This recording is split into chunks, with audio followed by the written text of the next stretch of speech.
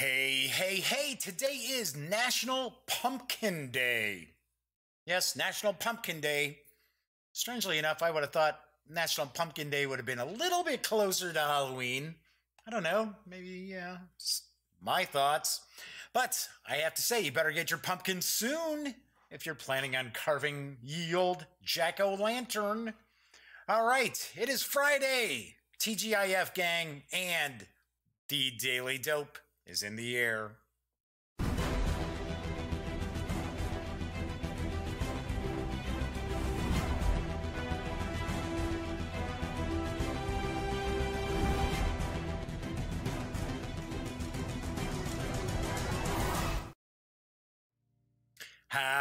Howdy. Yes, I'm back. I'm Jeff McAleer. I'm your host here at the Daily Dope, presented by thegaminggang.com.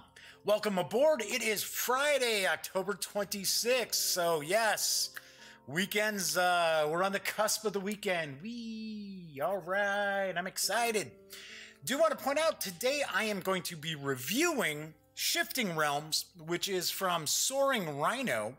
And I will be taking a peek at that, giving it my review. It's a very interesting design, and I will talk about that in quite a bit of depth in just a couple of minutes. Do want to mention there is no news today. I'm a little pressed for time. I've got I got a bunch of stuff going on this afternoon and this evening. So plus, I got to be honest, there were only two kind of big news. I don't even want to say big news pieces, but there were two news pieces today because, of course, right now, Spiel's going on in Essen, Germany, so everybody's selling right now. They're not releasing a bunch of news about their games and stuff. And I figured, yay, the two companies that the news was from, they never send me review copies of anything anyway, so I can wait till Monday. Anyway, so, but that doesn't mean I'm jumping right on into the review, because there's a couple of things I do want to mention before I jump into that review. And first off, I know people who are watching the Daily Dope every day are probably tired of hearing about this, but it is Halloween season, I guess we will say, and the Halloween sale is going on at Drive-Thru RPG. And of course, the Gaming Gang is an affiliate of Drive-Thru, the various Drive-Thru sites. So I always point out that if you are going to any of the Drive-Thru sites, please click on one of our banners, because that way, if you do make a purchase, we receive a very small portion of that sale. But I got to be honest, it all adds up, really helps out a lot. But the reason why I keep mentioning the Halloween sale at Drive-Thru RPG is because of all the free goodies that are out there. There are over 30 different downloads that you can get absolutely free. And all you got to do is find the little Halloween icons of witches' hats and ghosts and bats, candy. What am I missing out? Am I forgetting one? I don't know. I don't think I am. I think that's all of them. But there are some really cool PDFs. You can get the new Kids on Bikes RPG from Hunters Entertainment and Renegade Game Studios. The standard book. This is not the quick start or anything like that. It's the 80-page core book, absolutely free. You can get the Sins of the Father from Third Eye Games. That's absolutely free. There's also the Adventure a Week mini bundle of holiday-themed adventures for 5e. Those are just a few examples of what you can get at no cost. Those PDFs alone, if you don't find the special little icons, are $9.99 each. So you can get right there, those three I mentioned, $30 worth of PDFs, RPG PDFs, for nothing at all. And over on thegaminggang.com, I do have a post that lists each of the drive-thru sites, where each of these little icons are located, and what you score. So I took all the hard work out of it for you. I even have them linked. All you got to do is click on the link, and of course make sure that you've got an account for the drive-thru sites. So by all means, that only runs until Halloween.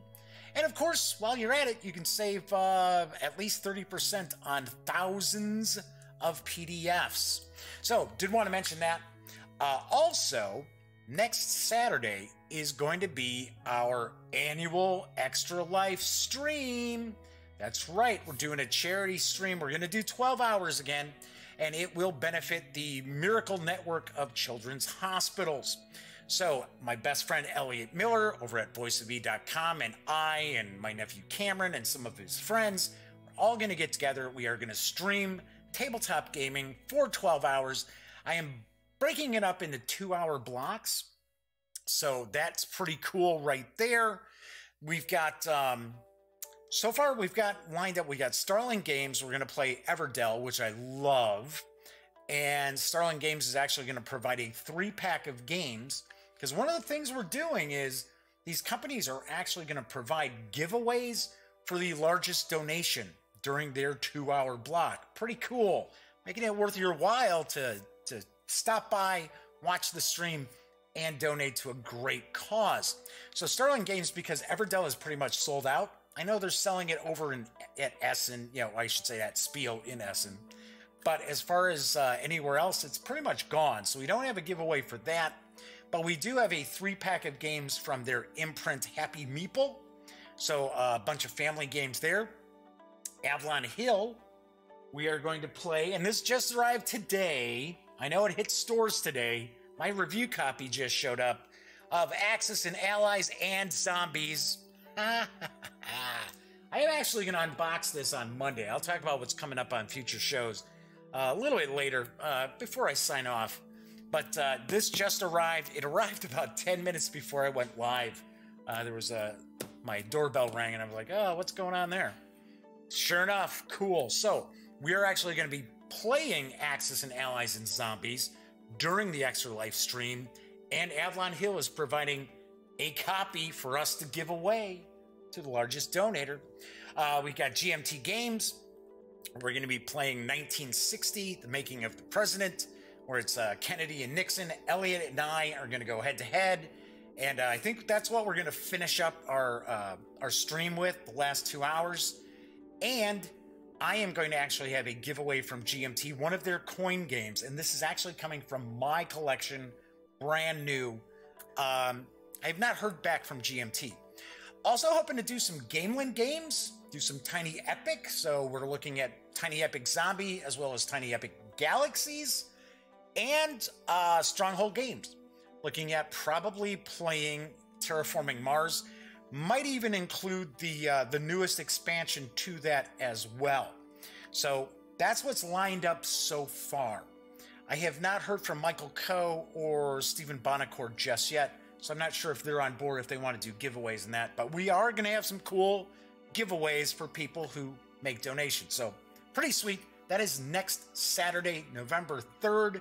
We're going to do, I believe we're doing 8 to 8, 8 a.m. to 8 p.m. Might do 9 a.m. to 9 p.m. I'm going to Elliot's tomorrow, actually, so we can kind of set things up a little bit where we're going to stream from. So that's coming up, too. All right, so I know plenty of folks out there are tuning in because they want to check out Shifting Realms from Soaring Rhino. I do want to mention this is a live stream. This is very casual. This is a very casual show. I'm just, talking about games. It's not brain surgery. Nobody's going to die. We're just having fun. But because this is a live stream, if you are watching live on YouTube, there is chat available. It is not on screen, though. It's one of the ways that I keep some of the stranger commenters at bay. But while I'm talking about Shifting Realms, if you have a question, you want to learn something a little more in depth, or you just want to say hello, by all means, chime in. I keep an eye on the chat. I will respond. All right, so without further ado, let's talk a little bit about, well, actually, it's going to be a lot of bit, about Shifting Realms from Soaring Rhino. It's designed by Craig and Jeff Van Ness.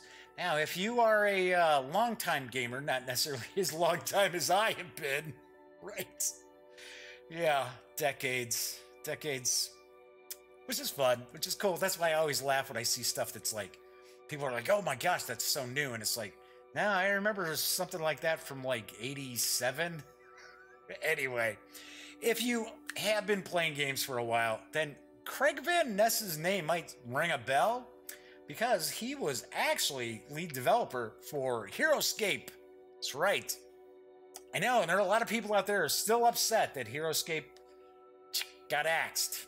Anyway, artwork is provided by Conceptopolis and John Ariosa. Hopefully I got John's name pronounced correctly. The game is for 2 to 4 players, ages 10 and up.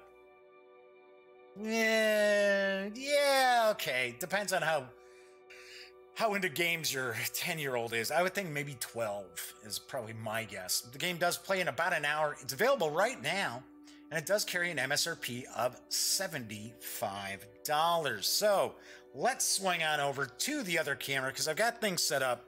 And I do have to point out, as always, space is at a premium. So I do have things kind of crammed in here. So let me grab a quick sip here. Oh, and I do have to point out,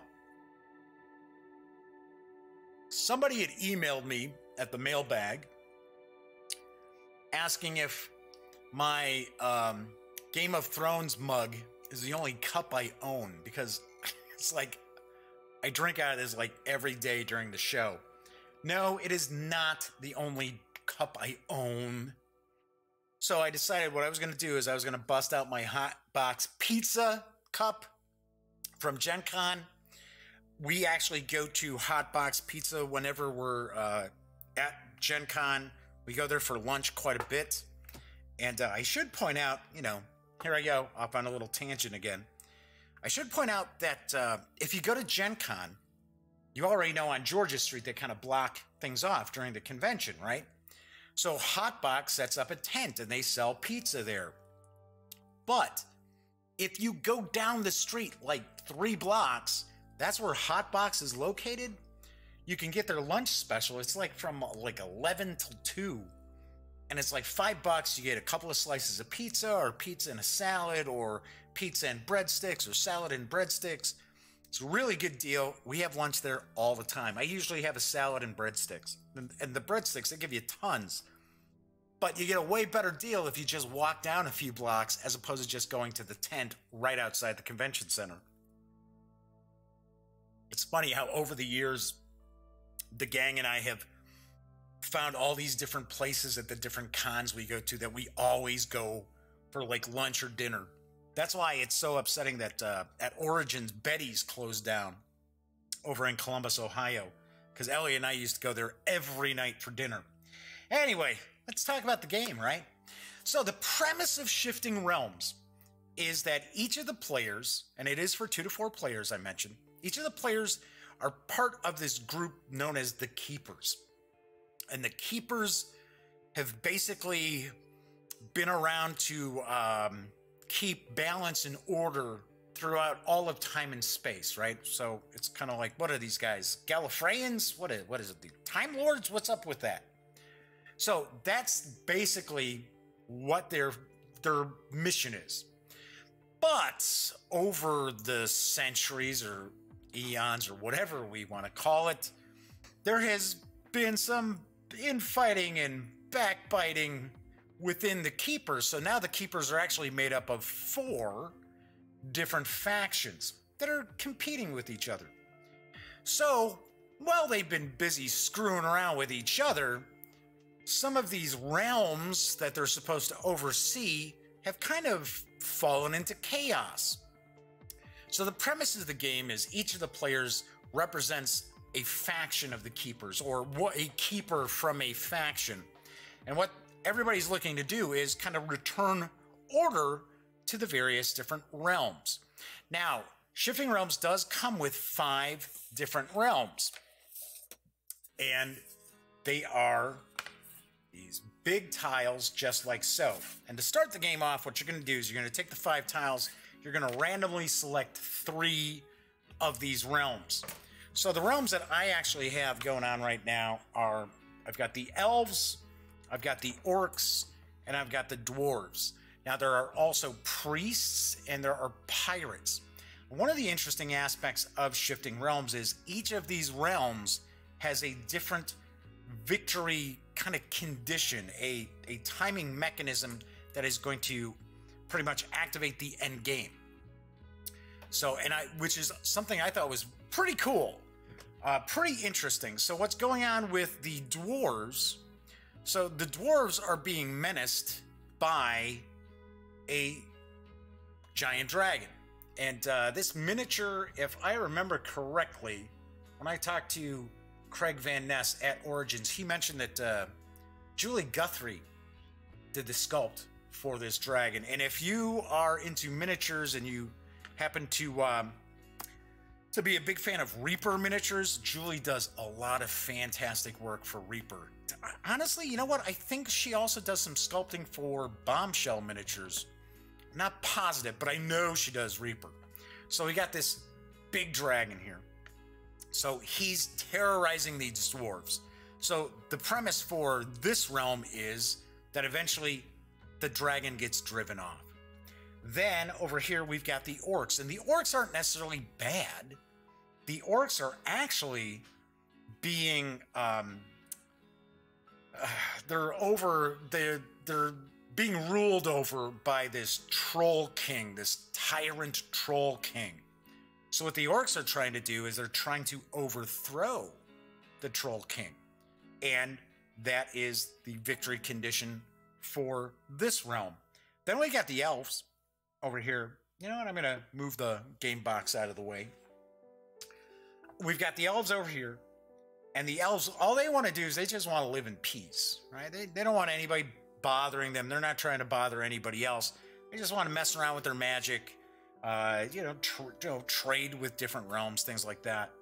So they're trying to build 3 elven castles. So that's what they're looking to do.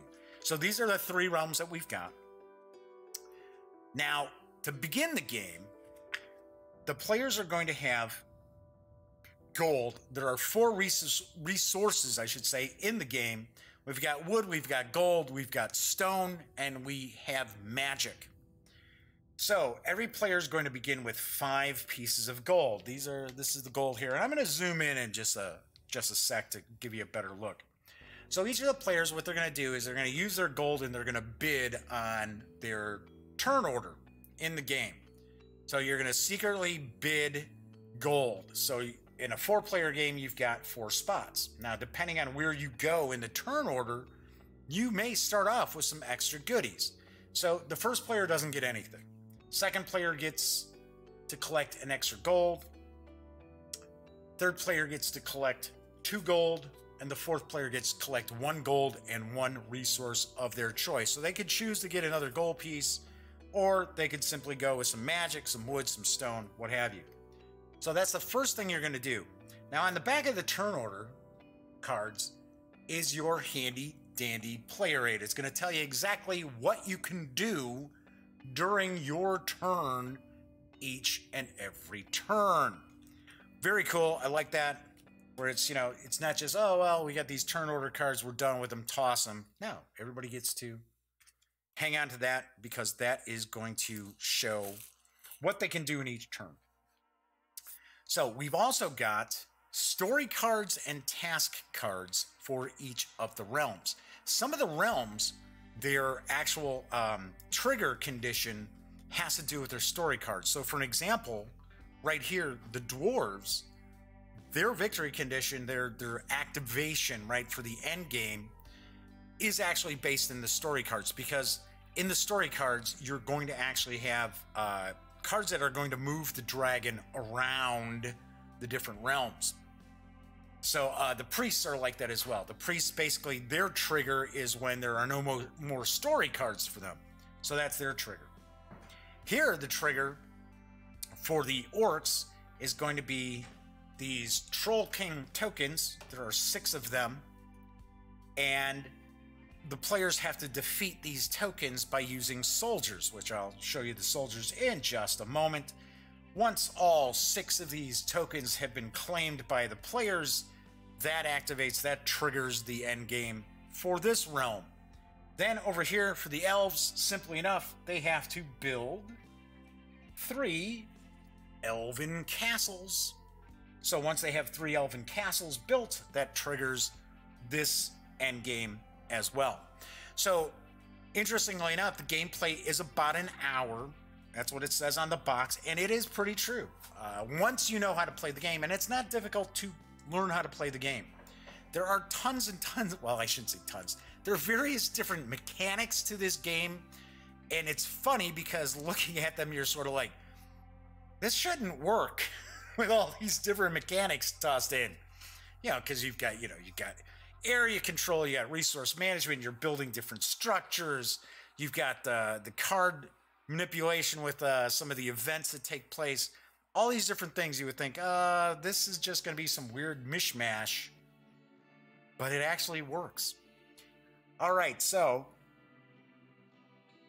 I also do want to point out, we do have a victory point track that you can put off to the side. Each of the players is going to just, you're going to score victory points on your turn. So it's not, the victory points aren't all scored at the end of the game. You're going to score victory points at the end of the turn. So you're going to track your victory points along this track here. So let's zoom on in. Let's zoom on in and talk about, for an example, we're going to talk about this realm right here. You know what? I'm going to toss on my reading specs real quickly. All right, so this is Douvre. I don't know. Yeah, actually, I zoomed in a little too far. Let me zoom out a little bit, just so I can show you something here. There we go. Now you can see it. My mug's not blocking it completely off. So each of the realms is going to have a town hall, kind of like a city square, town square. And what you'll do here is the town hall is where you'll actually recruit your soldiers and your scouts. Then we'll see we've got forests, we've got mines, we've got quarries, we've got, I believe these are ruins if I remember correctly. Zoom back out a little bit so you can see that. These are ruins here. And when I zoom back in, you're going to see that each of these areas have little circles that run down the side. And then they're also going to show you, okay, so if I have a scout there, what is the resource that area gathers for me? Now, I also mentioned that we've got these different structures as well. And these different structures, each realm has 3 different structures available to them. And there are 3 of those structures which can be built. All right, so let's zoom back on in a little bit. There we go. So each of the players is going to have a supply of soldiers as well as scouts. These little cylinders are considered scouts. These little plastic meeples are your soldiers.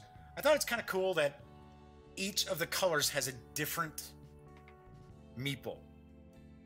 They're still soldiers. They kind of look the same, but they're kind of holding they look like maces, actually. A different way.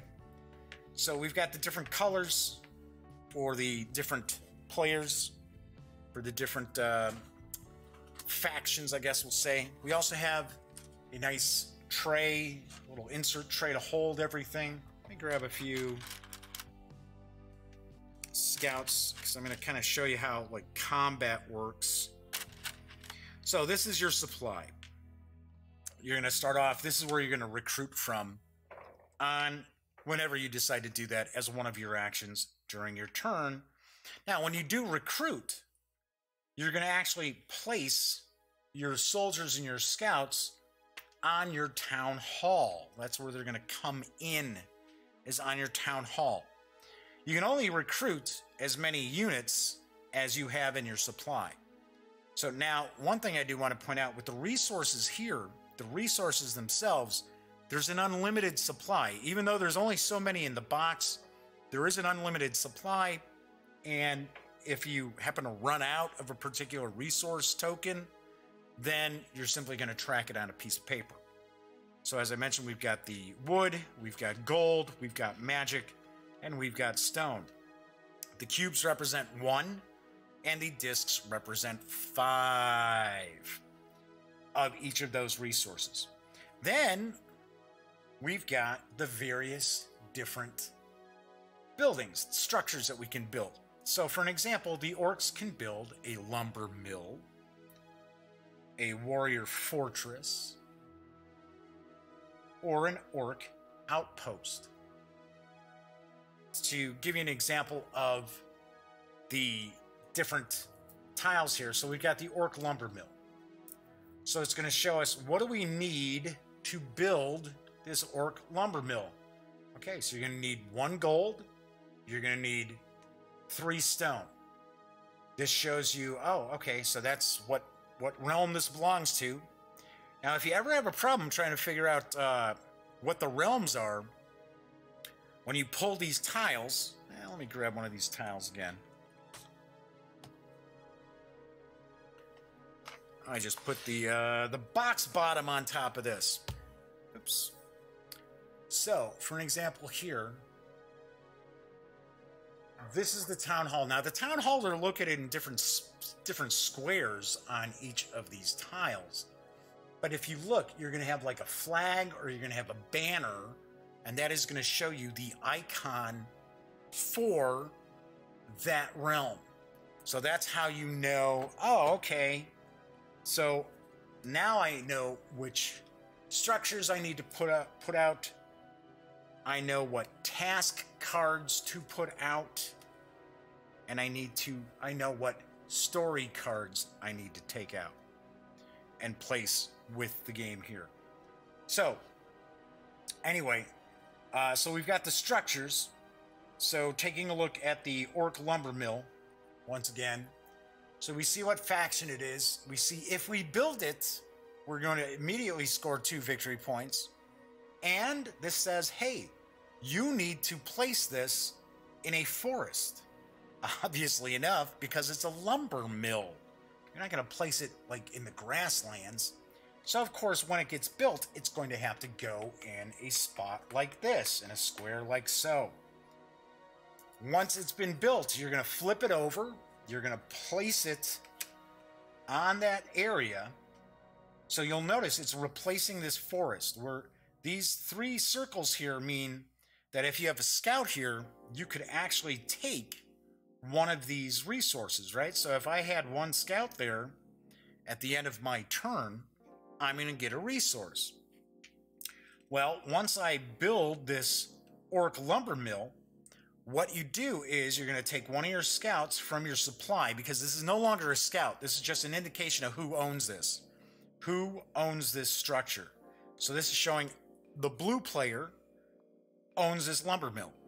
So rather than having your scouts out gathering resources, you're going to automatically get 2 wood each turn for owning this structure. So I thought that's kind of cool. I like how that operates. So once again, because you have a limited supply of soldiers and scouts, that the more structures you build, the fewer scouts you end up having. So little wrinkle there that some people may not realize right off the bat. So something else to keep in mind too is when you begin the game, you're going to take these task cards for each of the realms that you're playing. So each of the players is going to receive a task card from each realm. So they're going to have 3 task cards. And the task cards are basically something you're shooting for. It's a secret objective that you've got while you're playing. So it's going to say, for an example, Axe Wielder task takes place at the end of the game. Gain 3 victory points if you have 2 wood and 2 gold in your supply. This is at the end of the game. So if you had this task as a player, and you're going to keep them hidden, you're not going to share them with the other players, you got to keep in mind, you want to finish the game by having 2 wood and 2 gold in your supply so you can score those 2 bonus victory points. Give you an example of another one. Here's gain 4 victory points if you have 1 troll token and 2 wood in your supply. And these are the troll tokens. So it means that at some point in time, you attacked the Troll King, trying to defeat the Troll King, to overthrow the Troll King. And to do that, you actually have to send 2 soldiers to the Troll King. These soldiers will automatically be removed. They were killed battling the Troll King. I kind of look at these as, these are like armies, that they're not just a soldier. So you're battling the Troll King and his forces, and you would actually take one of these tokens and put that with your, your supply. And just to point out, when you battle the Troll King and you take one of these tokens, you're going to gain whatever is on the token. So for an example here, hey, this is pretty nice. So for this token here, you would gain 4 victory points, you would get 4 gold, you would get 1 wood and 1 stone. Some of them aren't as great, like this first one was like, 4 victory points, 6 gold. So that's how that works. We also have these story cards. Now, what I thought is pretty cool is on these story cards, we show what is the game-ending objective for this realm. It's right on the back of each of these cards. So while you're playing, no one can say, geez, you know what? What do we need to do with those orcs? I forget. It's like, no, it's right here. It's right on here. So each turn, you can draw up to 2 story cards as one of your actions. Now, playing, or I should say, I take that back. You can draw a story card as an action up to 2 cards in a turn. Let me rephrase that. So you're not taking 2 cards as an action, you're taking 1 as an action. To play the story card does not cost you an action. So to kind of give you an example of some of the story cards, we've got Warmonger Lord. It's a permanent. It's good for the end of the game. You're going to get 3 victory points just for having this card. Got Recruit Soldier. You can do it now or later. Kind of like those candies, right? Enjoy some now, save some for later. So you can do it either now or later on. You can take a soldier from your supply and place it on a space where you already have a soldier. Urgent orders. So we've got various different cards. There are quite a few duplicates. Honestly, I wish there were more variety to some of the story cards, but I do understand for some of the realms, it is part of the end game trigger when you go through all the cards. So you don't necessarily want to have tons and tons of the cards. Talking about the cards, I should show you for the dwarfs, we have, look at that, first one I pulled, dragon attacks. So the dragon moves. Now remember I mentioned for the dwarves, the trigger condition is that the dragon moves 6 times. The dragon moves by you drawing the dragon attacks cards. So Dwarf Knight Protector. So the majority of the cards in the dwarf story deck are devoted towards the dragon moving. So the dragon moving around. So on each turn, you're going to perform 3 actions and you're going to collect your resources. So those actions can be recruiting a unit. So to recruit a unit, you spend 1 gold and you get 2 units. You can get 2 scouts if you want. You can get 2 soldiers if you'd like. Or you can get 1 of each. And as I mentioned before, when you recruit, you're going to place them in your town hall. They're going to come out in your town hall. There are some exceptions. So, but mainly you're going to have them pop out in your town hall. So you can recruit, you can move. So we've got these squares. So now that I've kind of shown you the soldiers and the scouts, let me move these off. And let's say, as an example, that I had begun my turn and I've got a soldier and I've got a scout. And they're here at the quarry. Now, you want to try to have soldiers with your scouts to protect them, because soldiers can just immediately kill a scout. One soldier kills 1 scout. And if you are in a location during combat, and I'll show you, combat's super easy, super easy. If there are any scouts left over from your opponent and they don't have any soldiers, those scouts run off. They run away, flee. They scurry on back to their nearest town hall. I keep wanting to say city, but it's town. It's called a town hall. So you get a move action. So that move action, you can move any and all of your units. This is important to keep in mind. So if you have scouts and soldiers all across the realms, you're going to be able to move all of them. So you can move them up to 3 squares. Now, these are squares. This is a square, that's a square, that's a square, that's a square. So each of these tiles are 4 by 4. You can move your units up to 3 squares.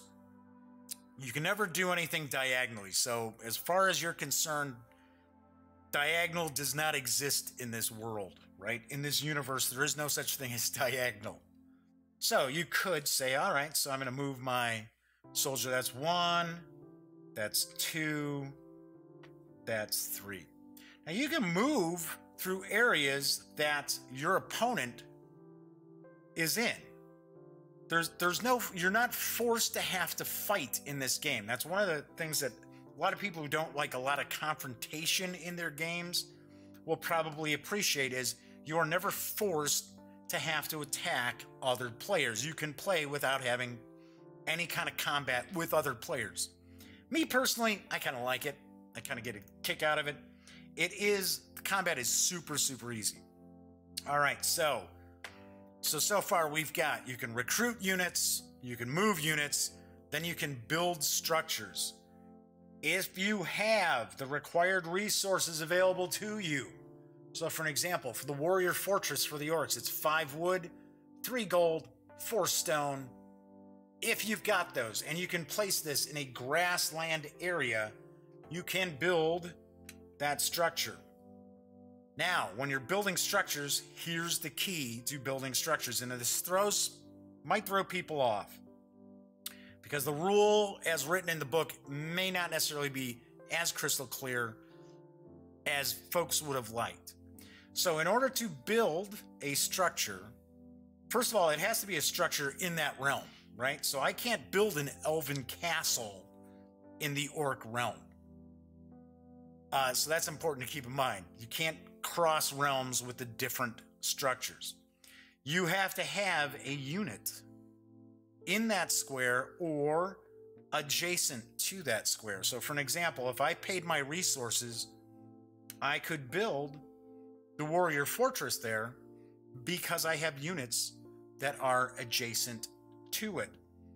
Just like if I had these guys hanging out here and I paid my resources, sure enough, I could drop that down. Now, if I had these guys here, I couldn't go down to this square down here, down below here, and place this because I don't have anybody adjacent. Kind of funny. Now, this line right here where we see, this is actually the orc realm, and then this is the dwarf realm. If I have a structure here, I could build a dwarf structure here because it's adjacent to a structure I already have. So don't forget that. Now, granted, it has to be a structure from that realm in order to do that. So there we go. Now that's how you build the structures. And don't forget, after you build the structure, you do need to place one of your scouts from your supply on that tile so that you know and everyone else knows that's mine. So you want to be careful that you don't like bang the table while you're playing, because these can kind of go flying because they are cylinders, so they can easily roll away. But that will indicate who owns that. So right, for an example here, the warrior fortress, after you make a successful attack on the Troll King, you gain 1 resource of your choice, including, well, I should say, in addition to whatever you would score from the Troll King token once you've done that. All right, so final thing you get to do is draw a story card as an action. They don't cost you anything to draw the story card. So you could basically just take your story card. Whoop, did I grab 2? No, that's 1. And I would get that. I say, okay, great, that's one of my actions. So a lot of times you will see players go and they might recruit units, then move their units, and then take a story card. And a lot of times it's all going to depend on what realm you happen to be in. Now I'm going to zoom back out here. Kind of talk about some other stuff with the game. as well. So the way we've got this set up, as I mentioned before, we've got the dwarves that have the dragon. So when you draw a story card that is a dragon attack, let's find one real quick. There we go. The dragon attacks. The dragon may move up to 4 spaces and you gain a victory point. So what'll happen here is if you have any units on the spaces that the dragon moves through, he gobbles one up. So let's say, for an example, we had something along these lines. I don't know, that wouldn't make any sense. Let's say along these lines. Whatever reason, green player's not paying that much attention. I don't know why they'd leave a soldier out there, but regardless. So the dragon would move 1, gobble, gobble, gobble. That was a nice tasty snack. 2, oh, eats that one too. 3, 4. The dragon can move around to different realms. As far as we understand, we never ran across anything saying that the dragon couldn't, because these realms are kind of connected. That's why you can move your soldiers and stuff like that throughout. So the dragon starts here on this spot. It even says dragon starts here, and then the dragon will move around if you happen to have the dwarves in play. Now, as far as combat, let's say for an example, let's move this out of the way. Let's say I've got, let's say this. Got 2 soldiers, I got 2 scouts, and the green player is here, and they've got a soldier and a scout. So during my movement, I'm going to move these guys, so they're going to go 1, 2, 3. I do believe I may not have mentioned it, but I do want to point out, when you're building a structure, you can build structures that your opponent has units on that square. You can do it as long as, once again, you've got somebody, one of your units, scout or soldier, adjacent, or you already have a structure that is adjacent to that area. So let's say I move into here. Now, to attack doesn't cost you an action, doesn't cost you anything. In fact, there really isn't necessarily like a specific time for you to do your attacks. What we were doing is, when we were moving our units, we'd do all our move, and then if there was combat going to take place, then you could fight. Once again, you don't have to fight. But let's say, for an example, I'm the blue player and I'm out for blood. What'll happen is you're going to automatically lose a soldier for attacking, and your opponent will lose one. So in order to defeat your opponent, you need to have 1 soldier more than they have in that spot. Now, in a 2-player game, it's a little bit different. It makes it a little bit tougher for you to attack because you actually need to have 2 more than your opponent. So I would actually need to have something like this in order to remove this green soldier. But let's say it's just the 2, so I lose 1, that goes back to my supply. They lose 1, that goes back to their supply. Now I've got 1 soldier, 2 scouts, and they have 1 scout left. Now, scouts can't fight, so that's why a lot of times you'll have soldiers protecting your scouts. So what happens here is my 1 soldier remaining, he's going to actually kill that scout. If there had been more scouts here, let's say there had been 2 scouts, 1 would have been killed, so you remove 1 for every soldier you've got, and the rest skedaddle, and the rest go back to a town hall, just like so. So that's how combat works. There are quite a few different examples in the rule book for combat, but it's really easy. I mean, it's, you know, doesn't take that much thought process. It was kind of funny because to me, I just kept thinking of diplomacy, right? The old app, well, it's not old, it's still around. They sell it through Avalon Hill. But with diplomacy, you always have to make sure that you have like 1 more support or 1 more army than your opponent does when you're attacking, trying to take over a location.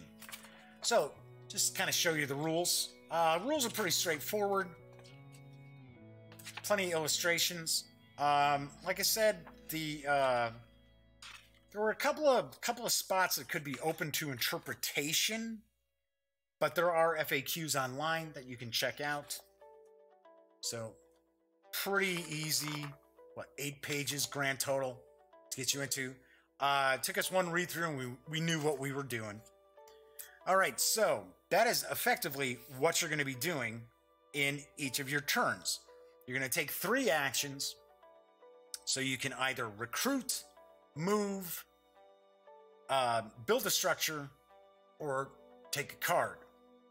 Those are the 4 things you can do with your 3 different actions. Once you've done that, then you are going to gain your resources, and it's going to move on to the next player.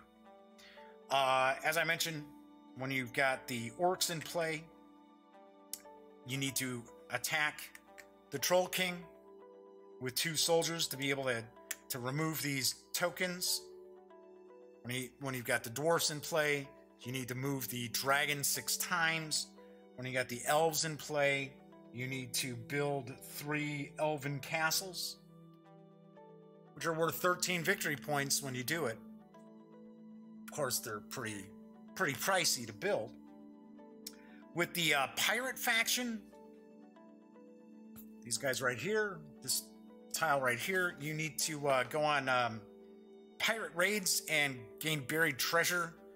And then with the priests, effectively with the priests, you just need to go through all of their story cards. So that, in an essence, is the game. Like I said, you've got the timing mechanism. Once this dragon is moved 6 times, so when you've got the dwarves in play, one thing the players should be looking to do is to draw story cards here. When you've got the orcs in play, the players should be focusing on getting soldiers so they can go and attack the Troll King to overthrow him and free the orcs. And then, of course, when you're playing the elves, you're going to be looking at trying to gain resources so that you can build the 3 elven castles. All in all, I like this game, and the gang enjoyed it as well. Like I said, it's kind of a mashup of various different mechanics that you would think on the surface probably shouldn't work, but it does. I like the fact that you don't necessarily have to attack the other players if you don't want to. You can easily, you can have one person who's out there like warmongering, and the other player's like, no, I'm trying to do my own thing. You can still win. You can still win. Just because somebody goes on the offensive doesn't mean that everybody has to do that as well. It's really up to the players themselves. The thing that I pointed out to the gang that took them a minute to understand when we started playing this is these do not represent the orcs, right? These aren't the elves. They aren't the pirates. These are your forces from like across time and space, right? These are scouts and soldiers fighting for your faction. So I know some people are, the thought right off the bat was kind of like, oh, well, so if I recruit here, then these guys they're orcs. No, they're not. They're not orcs. You are not representing the different realms. You're not fighting. One player is not the dwarves. One player is not the elves. You're the keepers. So you're trying to regain order, restore order and balance in these realms while also one-upping everybody else, right? The other players. That's what you're trying to do. And it took a minute for some of the guys to kind of wrap their head around, no, these aren't orcs. These are like your time soldiers or whatever you want to call them. So they're like, oh. So once you have triggered 2 of the 3 endgame conditions, then you immediately will go to the endgame scoring. So the only time that's one of the reasons why you're kind of bidding for that turn order when you first start off, because let's say I'm player 2 And let's say we've already built the elven castles over here. And let's say we got a few troll tokens here, and I draw the last card to move the dragon. So I move the dragon, and that will activate the end game. I get to gain my resources for that turn, and that's it. Then we start scoring. We start going through our victory points and stuff like that. There is no, well, I'm third player, they're fourth player, and the second player just did the end condition for the dwarves, so I still get my turn. No, that's it. That's it. It all stops. Everything ends, and then you're going to add up your victory points. So, of course, you've been tracking victory points on the tracker. So as you've been building structures, and some of these story cards will give you victory points. You know, attacking the Troll King gives you victory points. There's different things that give you victory points as you are playing. But what you're going to do is you're going to take a look at your tasks. So hopefully you've been focusing on your tasks throughout the game, so you're able to complete all 3 of your tasks, one for each of the realms. You'll probably have some victory points from some of the cards. Now, most of the time when you get a story card, you're gonna get those victory points right away, but some will say end of game. So end of game, we looked at it like, okay, well, those are the victory points you get at the end of the game. The other way you're gonna get victory points is from your resources. So if you have tasks that require resources from your supply, you're going to assign those resources first, and then you're going to take the remainder of your resources, and for every 5 of your resources, you are going to get a victory point. If you're tied after that point, then whoever has the most structures is the winner. If you're still tied at that point, then it's a knife fight. Now you share the victory. So that is pretty much, in a nutshell, Shifting Realms from Soaring Rhino. All right, so what do I think? As I pointed out, I really like it. There's a lot of stuff I do dig about it. I like how just on the surface, you wouldn't think all these mechanics kind of put together would work, but they do. Gameplay's nice and quick once everybody understands what they're doing. There's different ways to approach different things. I like how not only with the tiles, of course, you got the various different tiles, but you also you can have these tiles set up differently. So you got a bunch of different combinations that way with the different realms. There's a lot of replayability here. Lots of replayability, because approaching one game that's like I was showing here, the elves, the orcs, and the dwarves, is going to be different than if you were playing orcs and priests and dwarves, right? So things are going to be a little bit different. So definitely dig that. A few things that I'm kind of like, the victory point tracker, it's kind of boring. Kind of surprised it just went with kind of just a white track. I mean, it's, you know. Artwork on the cards is fine. It's serviceable. I mean, it's nice. They're not big. It's some of the artwork's a little hard to make out. I would have liked to have seen a little more pizzazz to these cards than they currently have. I mean, not a huge deal. I think the biggest knock really I have on it, it's not a huge knock, but I do have to mention this. It's got a $75 MSRP.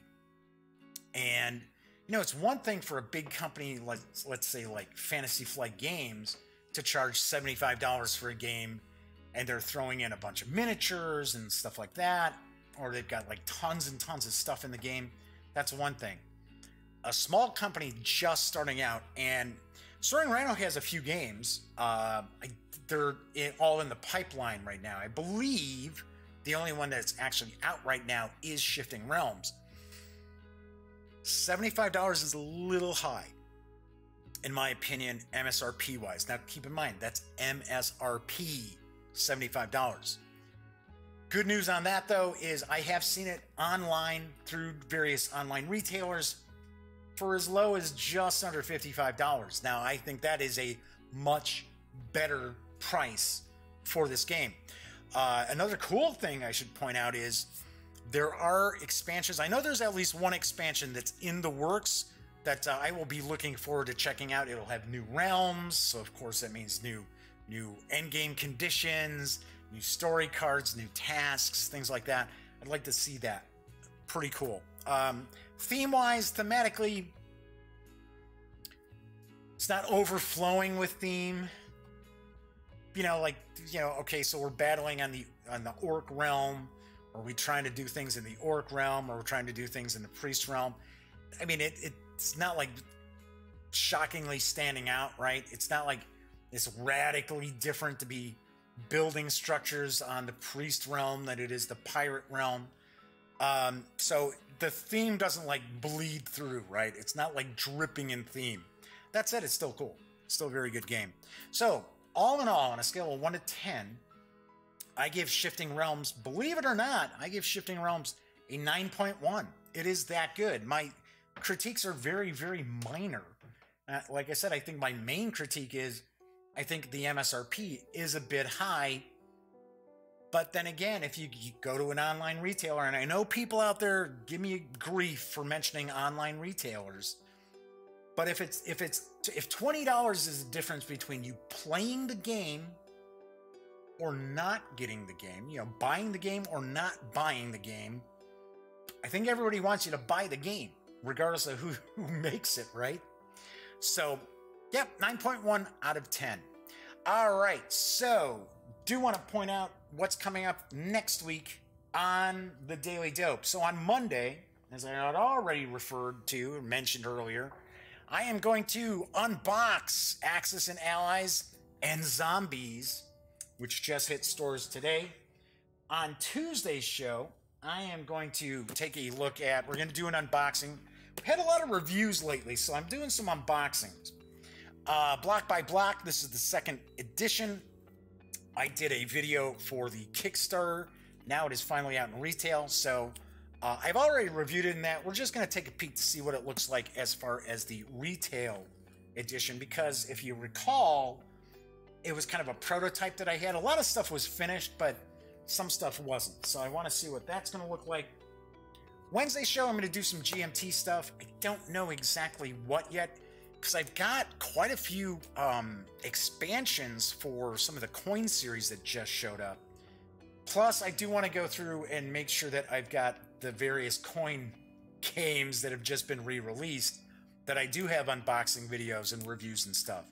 So I'm pretty sure the 3 I've got right now I do have. Not positive. Thursday show, I don't have it down here. Thursday, I'm going to review the 5th edition of Vampire the Masquerade from White Wolf Publishing. And then on Friday's show, I don't know, maybe, all depends. We might look at the new release for Ascension, Delirium, which is from Ultra Pro and Stone Blade Entertainment. Pretty sure that's what we're going to do on Friday. If for some reason something changes, so like something really hot shows up, I might just shoot a standalone video for that. All right, so that is it for today's show. I always like to mention, when you're not watching videos on the Gaming Gang channel, be sure to visit thegaminggang.com for all the latest in gaming news, reviews, comics, movies, TV. You know the drill. Get your geek on at thegaminggang.com. Once again, I'm Jeff McAleer. I will be back on Monday. Fingers crossed, hopefully. You never know. I could have another heart attack and drop dead. Who knows? I don't think so. But I'm going to be back on Monday with Axis and Allies and Zombies.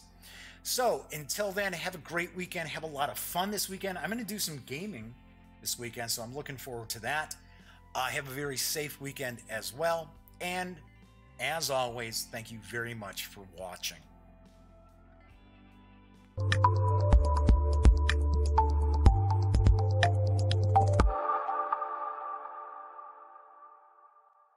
Thanks again for watching The Daily Dope, presented by The Gaming Gang. If you like this episode, be sure to give it a quick thumbs up. And if you dig the channel, please subscribe. If you'd like to check out our previous episode, click right here. And if you want to check out a somewhat randomly selected episode, give a click right down here. It'll be like opening a box of Cracker Jacks. You just don't know what you'll get. Once again, thanks for watching, and I'm Jeff McAleer.